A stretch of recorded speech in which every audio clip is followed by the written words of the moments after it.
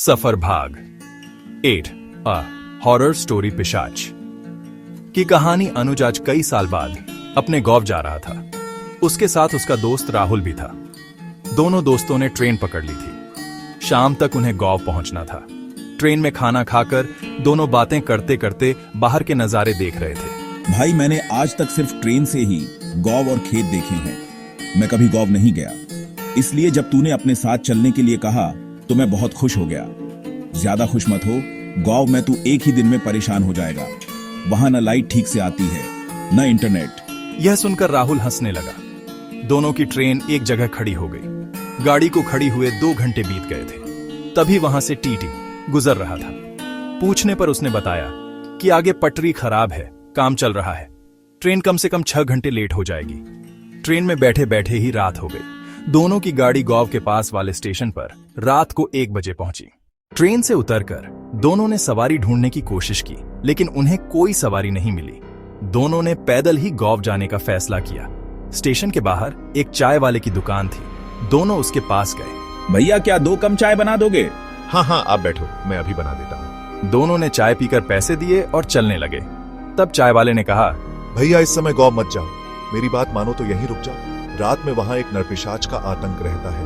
वो किसी को भी अपना शिकार बना लेता है। यह सुनकर अनुज थोड़ा डर जाता है, लेकिन राहुल कहता है, अरे यार, मैं शहर में रात को 3 बजे तक घूमता रहता हूँ, कभी कुछ नहीं हुआ। ये तुम लोगों ने डराने के लिए कहानियां बना दी हैं। राहुल नहीं माना और दोनों चाय वाले की बात को अनसुना करके गांव की ओर चल देते हैं। सड़क से रास्ता लंबा था, इसलिए अनुज राहुल को एक छोटी पगडंडी से लेकर चल देता है। रास्ता सकरा था, इसलिए अनुज आगे और राहुल उसके पीछे चल रहा था। अनुज बीच बीच में मुड़कर राहुल को देखता और उससे बातें करते करते आगे बढ़ रहा था। राहुल भी उसकी हां में हां मिल देता था। कुछ देर बाद अनुज को लगा कि राहुल जवाब नहीं दे रहा है। उसने पीछे मुड़कर देखा तो राहुल वहां नहीं था। हे भगवान, ये कहां गया? कहीं इधर उधर तो नहीं चला गया? जरूर पेशाब करने रुक गया होगा। वह धीरे धीरे राहुल को आवाज देने लगा, लेकिन उसे कोई उत्तर नहीं मिला।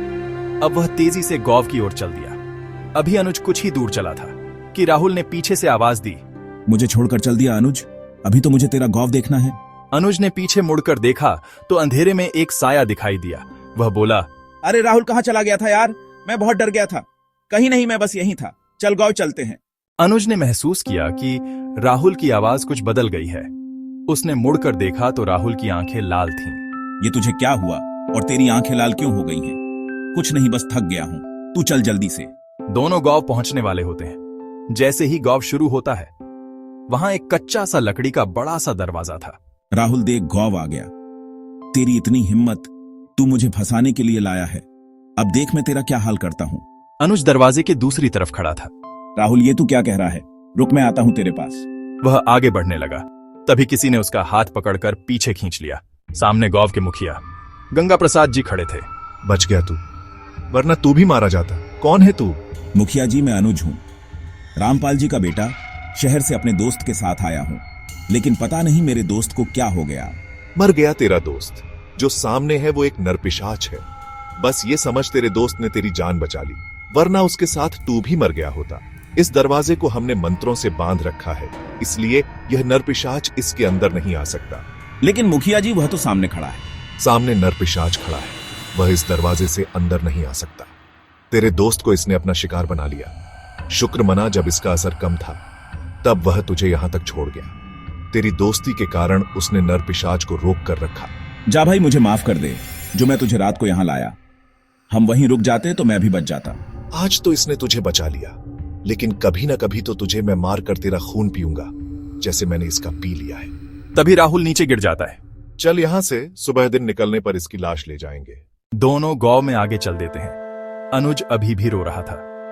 मुखिया जी उसके घर पहुंच जाते हैं। दरवाजा खटखटाते हैं। रामपाल जी बाहर आते हैं। मुखिया जी और अनुज को देखकर वे चौंक जाते हैं। भाई रामपाल, तुमने अपने बेटे को नहीं बताया कि रात को इस गांव में आना मना है। इसके दोस्त को नरपिशाच ने मार दिया। ये बच गया अपने दोस्त के कारण। रामपाल जी ने मुखिया जी को धन्यवाद दिया। फिर उन्होंने अनुज को गले लगा लिया, लेकिन अनुज गहरी खामोशी में था। उसे गहरा सदमा लगा था। वह अब केवल रो रहा था। मुखिया जी वापस लौट गए। अगले दिन सुबह राहुल की लाश को गांव में लाया गया। फिर उसका अंतिम संस्कार कर दिया गया। अनुज अब शहर नहीं जाना चाहता था।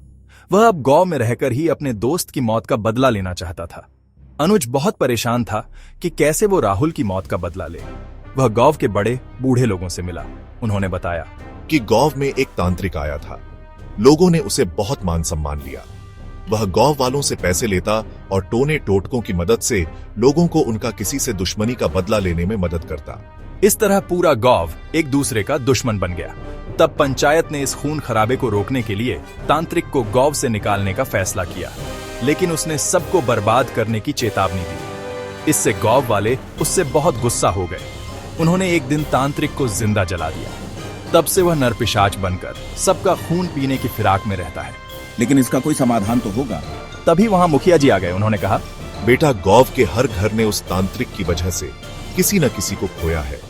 अगर हमें कोई तांत्रिक ऐसा मिल जाए जो इसे वश में करके इसकी आत्मा को मुक्त करा दे, तभी यह संभव है। अनुज अब ऐसे किसी तांत्रिक को ढूंढने लगा।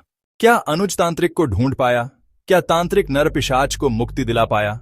यह जानेंगे कहानी के अगले भाग में।